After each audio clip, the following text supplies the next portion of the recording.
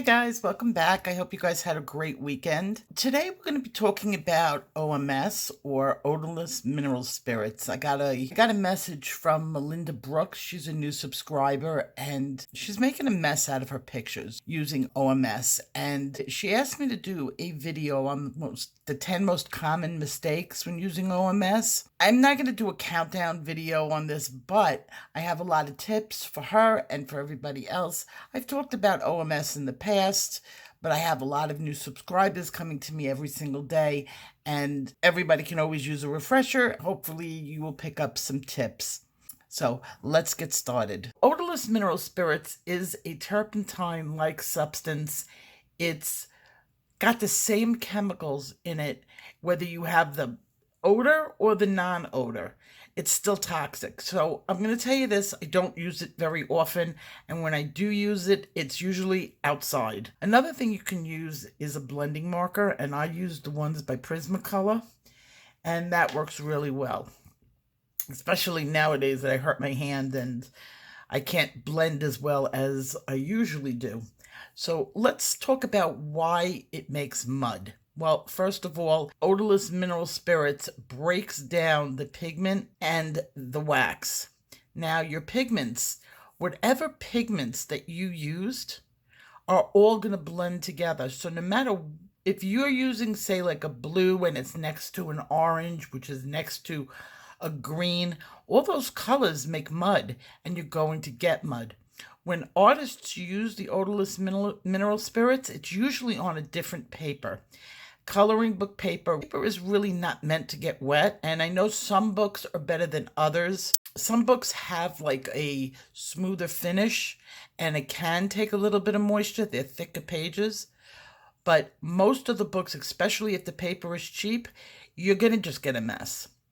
You also can't use mineral spirits until you've got 3 to 4 layers down on the paper. You have to have something on the paper to blend and press down. Instead of the odorless mineral spirits, I will use lavender spike, which is similar, but it's natural and non-toxic. But most of the books, especially if the paper is cheap, you're going to just get a mess. You also can't use mineral spirits until you've got 3 to 4 layers down on the paper. You have to have something on the paper to blend and press down. Usually by the end of the coloring book, you're 3 to 4 layers and your paper tooth is finished. So where good artist paper could take 10 to 20 layers easily, coloring books are not that way. You usually can't. So right there, it doesn't lend itself to the mineral spirits. Another reason why you're turning things into mud is you're not cleaning the brush often enough. You really have to be careful. Now, when I use odorless mineral spirits on the papers, I usually use a Q-tip, and I only do areas where I really have the same color, 3 to 4 layers, or maybe 2 color mix at the best. And then when I blend those colors, I'm controlling what colors are being blended, and I don't even really trust brushes that much, although I have used detail brushes with odorless mineral spirits. Some people find that a stiffer brush, but with the coloring books, it's not great because it puts too much mineral spirits on the paper that is just not made for it. Artist paper, yeah, I know one artist on here that, oh man, she slops it on. It makes it look so easy, and I get a lot of people who will ask me that, and it's like, yeah, be careful with this stuff. On a coloring book situation, I would just go with the blending marker.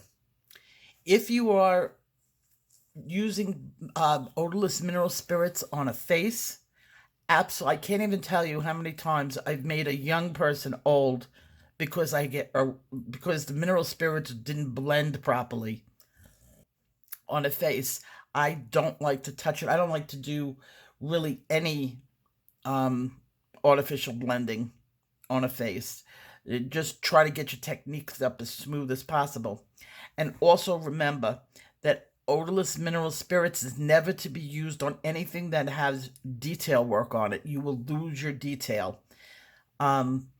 So the eyes are out. Don't use it on the eyes. Don't. I would use it on like a faded background would be more that what I would use it on. Anything on like the objects itself, especially when it comes to the coloring books where the scale is so small and there's so much detail in there, you're gonna get a mess. It's just what you're gonna do. The nature of the beast. When you're working on a big canvas or a bigger piece of paper and you're doing original artwork and you're not as detailed at the beginning as when you're doing original artwork, I'm going to try to explain this the best that I can. The area, you don't put in the original sketch all your details. That comes later on. And when people do their bottom layers, they're usually more solid and not detailed. And that's when you can get it really going. Then you have to wait for it to dry and really dry well. If I'm using the mineral spirits, I'll wait a whole day. I know it feels dry on the paper, but honestly, it's got to gas off. And you will see, even if it's dry, like some people say, oh, wait 20 minutes. And yeah, don't wait 20 minutes. It really has to dry. It's got to gas off, because you'll even notice the next day that when you're coloring over it, like over the area, you will get a very mushy blend on it if it's not completely gassed off and dry, bone dry. So that's another thing you're probably doing is doing the next layer too soon. OMS, remember, it's only bottom layers that you should be using it on, just to get the ink on the page. Or not the ink, the pencil on the page. Detail work, that's all in your technique. Let's see what else. The common mistakes. Besides it being toxic, I'm just trying to think out loud what I was saying, if you're going to use a blending blending marker, I know it's expensive. I know. I'm going to give you advice and charge you, like, go out and spend a lot of money. Get one for red, orange, yellow, green, blue, purple, black. Get different color ones, because really you can't get that color out, and it tends to sneak up on you when you least expect it. You could be blending a yellow and an orange, and like suddenly a teeny drop of something that you didn't even see was on your pen blops out on the page, and you can't get it out. It does. And by the way, after you use the mineral spirits, your paper does not erase. So this, whatever it is, it's permanent. And the reason why you're going out of the lines, and this is like, I'm reminding myself, the reason why you are going out of the lines and not like, it's because the paper is absorbing. It's not the paper that's meant to take water. So think of a paper towel. Suddenly you add water to a paper towel and you can watch it spread. That is the same thing that is happening with your OMS. You're spreading it. Now, if you're going to use OMS on a coloring book, dry brush it. It means take the mineral spirits on the Q-tip. I'm recommending the Q-tips because you always know you got a clean one. And blot it on a paper towel, so that when you touch your hand, you don't feel the moisture.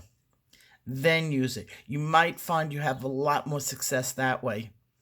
Just keep in mind, this is not the right paper unless it's specifically for water.